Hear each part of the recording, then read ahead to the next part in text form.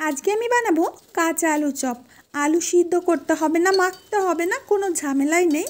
একদম অল্প সময়ের মধ্যে কাঁচা কাঁচা আলু দিয়ে মুচমুচে চপ তৈরি করব। যখনই মন চাইবে ঝটপট 5 মিনিটের মধ্যে তোমরা এই আলু চপ তৈরি করে খেতে পারবে। আর সাথেই থাকবে স্পেশাল নারকেল চাটনি। আশা করছি আজকের রেসিপিটাও তোমাদের অনেক ভালো লাগবে। তো বন্ধুরা, সবার প্রথমে আমি নিয়েছি একটা বড় সাইজের কাঁচা আলুটাকে আমি আগে থেকে খোসা ছাড়িয়ে রেখেছি।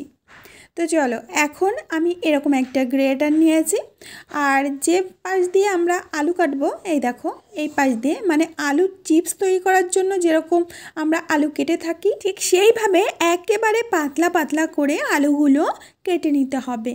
আলু সিদ্ধ করতে হবে না ভেবে তোমরা এটা মনে করো না যে আলুর চপটা টেস্টি হবে না, ভীষণ টেস্টি হবে। আর এই চপটি মুচমুচে করার জন্য তোমাদের সুজি বা চালের গুঁড়ো, কর্নফ্লোর কিছুই দিতে হবে না। একবার একটু দেখে নিলাম যে আলুর পিসগুলো ঠিকঠাক হচ্ছে কি না। তো ঠিকই হচ্ছে। তো চলো, এখন আলুগুলো আমি একেবারে পাতলা করে কুচিয়ে নিচ্ছি। বন্ধুরা, আশা করছি আজকের চপের রেসিপিটাও তোমাদের খুব ভালো লাগবে। যদি ভালো লাগে অবশ্যই বন্ধুদের মধ্যে শেয়ার করবে। আর আলুর চিপসগুলো এরকম কেটে সাথে সাথে জলের মধ্যে দিয়ে দিতে হবে, না হলে আলুগুলো কালো হয়ে যেতে পারে। তো আমি আলুগুলো কাটবো আর জলের মধ্যে চুবিয়ে রাখবো, যাতে আলুগুলো কালো না হয়ে যায়। বন্ধুরা, এখন আলুর পিসগুলোকে খুব ভালো করে ধুয়ে নিতে হবে, মানে 2 থেকে 3 বার ধুয়ে নেবে। যতক্ষণ না ঘোলা জলটা বেরিয়ে যাচ্ছে ততক্ষণ ধুতে হবে। বাটির জলটা পাল্টে নিয়েছি। তো এই জলের মধ্যে আবার আলুগুলো দিয়ে খুব ভালো করে ধুয়ে তুলতে হবে। আর আলুর পিসগুলো কতটা পাতলা পাতলা রয়েছে তোমরা দেখলে বুঝতে পারছো, একেবারে কাগজের মতো পাতলা করে কেটেছি। যেরকমটা আমরা চিপস তৈরি করি আলুর চিপস, ঠিক সেইভাবে পাতলা করে কেটে নিতে হবে। জল থেকে তুলে আলুগুলো খুব ভালো করে জল ঝরিয়ে নিতে হবে। তো বন্ধুরা, একটা বাটির মধ্যে এখন নিয়ে নেব বেসন। এখানে আমি 2 কাপ মতো বেসন দিয়ে দিচ্ছি। এবার কিছু মশলা অ্যাড করব। প্রথমে দিলাম কালারের জন্য একটু হলুদ, দিয়ে দিচ্ছি হাফ চামচ মতো লঙ্কার গুঁড়ো, আর সাথেই দিয়ে দেবো দেখো হিং। এখানে হাফ চামচ মতো হিং দিয়েছি। আর দিয়ে দিচ্ছি কিছুটা চিলি ফ্লেক্স, আর দিয়ে দিচ্ছি হাফ চামচ জিরার গুঁড়ো, আর দিয়ে দেবো হাফ চামচ ধনিয়া গুঁড়ো, আর দিয়ে দিচ্ছি কিছু ধনেপাতা কুচি। এবার এই সমস্ত মশলা উপকরণগুলো খুব ভালো করে আমি মিশিয়ে নিচ্ছি। বন্ধুরা, এখানে চপটা মুচমুচে হওয়ার জন্য আর কিছুই ব্যবহার করব না, কিন্তু ব্যাটারটা ঠিকঠাক রাখতে হবে। এখানে স্বাদ মতো লবণ দিয়ে দিচ্ছি। লবণটাকেও খুব ভালো করে মিশিয়ে নেব। এখন আমি অল্প অল্প জল দিয়ে একটা ব্যাটার তৈরি করে নেব। আর জলটা কতটা লাগবে সেটা আমি তোমাদের পরে বলে দিচ্ছি। প্রথমে 1 কাপ জল দিয়ে খুব ভালো করে মিশিয়ে নেব।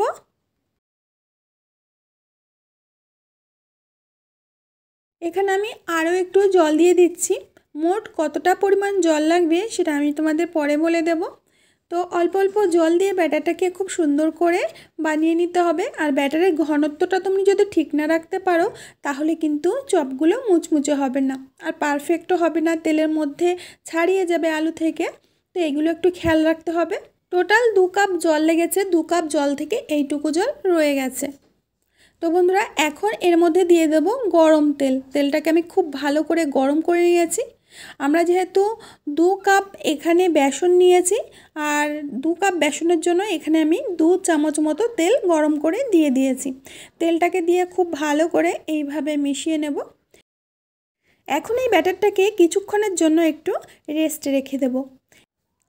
এবার একটা ফ্রাইং প্যানের মধ্যে দিয়ে দেব 2 চামচ মতো তেল। আর প্রথমে দিয়ে দেব হাফ চামচ সাদা জিরে, আর দিয়ে দেব 2 চামচ মতো ছোলার ডাল। এবার ডাল আর জিরেটাকে একটু ভালো করে নেড়েচেড়ে নিতে হবে। বন্ধুরা, আজকের এই চাটনিটা কিন্তু ভীষণই স্পেশাল। যে কোনো স্ন্যাক্সের সাথে তোমরা এটা তৈরি করে খেতে পারবে। দিয়ে দেব 1 বাটি মতো বাদাম। এখানে চীনাবাদাম দিলাম 1 বাটি। তো চীনাবাদামটা দিয়ে খুব ভালো করে এর সাথে একটু ভেজে নিতে হবে। চীনাবাদামটা যখন দেখবে ভাজা ভাজা হয়ে গেছে, বাদামগুলো একটু মুচমুচে হয়ে গেছে, তখন এর মধ্যে দিয়ে দেবে নারকোল, এখানে আমি 2 বাটি মতো নারকোল কোড়া দিচ্ছি। তোমরা চাইলে যে দোকান থেকে গুঁড়ো নারকেলটা কিনতে পাওয়া যায় সেটাও দিতে পারো। তো যতটা বাদাম দেবে তার দ্বিগুণ পরিমাণ নারকোল দিতে হবে। তো নারকোলটা দিয়ে খুব ভালোভাবে বাদামের সাথে এইভাবে আমি ভেজে নিয়েছি, আর কালারটাও বদলে গেছে, দেখতেই পাচ্ছ। তো এখন আমাদের এই নারকোলগুলো ঠান্ডা করে নিতে হবে।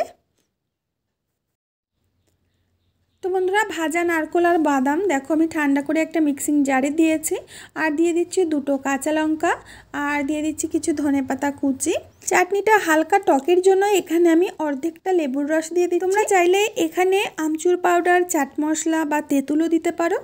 লেবুর রসটা নিংড়ে দিয়ে দিয়েছি। তো বন্ধুরা, এখন আমি দিয়ে দিচ্ছি পরিমাণ মতো লবণ, আর এখানে দিয়ে দেব জল। যতটা পরিমাণ জল লাগবে ততটাই দিয়ে দেবে। এবার এর একটা পেস্ট তৈরি করে নেব। তো বন্ধুরা, আমি তোমাদের দেখিয়ে দিচ্ছি, একেবারে স্মুথ একটা পেস্ট তৈরি হয়েছে। এই চাটনিটা খেতে কিন্তু দুর্দান্ত লাগে বন্ধুরা। এই দেখো, তোমরা চাইলে এর থেকে পাতলাও করতে পারো। তো কিছুক্ষণ হয়ে গেছে, আমি ঢাকনাটা খুলে নিলাম। এখন ব্যাটারটাকে আরও একটু ফেটিয়ে নেব, আর ব্যাটারের ঘনত্বটা তোমাদের দেখিয়ে দিচ্ছি বন্ধুরা। এই দেখো, ব্যাটারের ঘনত্বটা কিন্তু এরকমই রাখতে হবে, না হলে আলু চপগুলো তোমরা তৈরি করতে পারবে না। তো চলো, এখন দেখো আমি আগে থেকে কড়াইতে তেল গরম হতে দিয়েছি। এবার এই আলুগুলো তোমাদের দেখিয়ে দিচ্ছি, একদমই কিন্তু শুকিয়ে গেছে, গায়ে কোনো জল লেগে নেই, একদমই পাতলা পাতলা আলু। আর তোমাদের আলুগুলো এরকম পাতলা রাখতে হবে, মোটা রাখলে কিন্তু মোটেও হবে না, তাহলে চপগুলো মুচমুচে হবে না, খুব তাড়াতাড়ি নেতিয়ে পড়বে।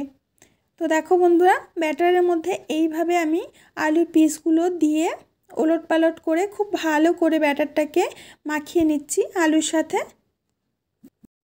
এখন গরম তেলের মধ্যে একটা একটা করে আমরা চপ ছেড়ে দিচ্ছি। যতটা আসবে তেলের মধ্যে আমি ততগুলো চপ দিয়ে দেব, আর ধীরে ধীরে দেখবে যে নিচের থেকে উপরের দিকে ভেসে উঠছে। চপগুলো দেবার সময় গ্যাসের ফ্লেমটা হাই করে রাখবে, কিন্তু যখন সবগুলো চপ দেওয়া হয়ে যাবে গ্যাসের ফ্লেমটাকে মিডিয়ামে করে চপগুলো ভেজে নেবে, তাহলেই কিন্তু মুচমুচে হবে। হাই ফ্লেমে ভাজতে যাবে না, বা একেবারে লো ফ্লেমে ভাজতে যাবে না। বন্ধুরা দেখো, উল্টে পাল্টে বেশ কিছুক্ষণ সময় ধরে আমি চপগুলো ভেজে নিয়েছি, আর ভীষণ মুচমুচে হয়ে গেছে চপগুলো, আর কালারটাও খুব সুন্দর হয়েছে। এখন তেল থেকে তুলে নেব, দেখলেই বুঝতে পারছো কতটা ফুলে ফুলে উঠেছে। এই দেখো, দেখতেও সুন্দর হয়েছে আর ভীষণ মুচমুচেও হয়েছে। এখন একটা প্লেটের মধ্যে আমি নামিয়ে নিচ্ছি। তো বন্ধুরা, একইভাবে আমি অনেকগুলো চপ ভেজে নিচ্ছি। বন্ধুরা, যদি হঠাৎ চপ খেতে ইচ্ছা করে তাহলে একটা কাঁচা আলু দিয়ে তোমরা এরকম মজার চপ তৈরি করে ফেলতে পারবে। আশা করি তোমাদের ভীষণ ভালো লাগবে। তো বন্ধুরা, আজ আমি এখানেই বিদায় নেব, আবার আসবো নতুন রেসিপি নিয়ে। ততক্ষণের জন্য সবাই ভালো থাকো, সুস্থ থাকো। কমেন্টে অবশ্যই জানাও যে আজকের রেসিপিটা তোমাদের কেমন লেগেছে।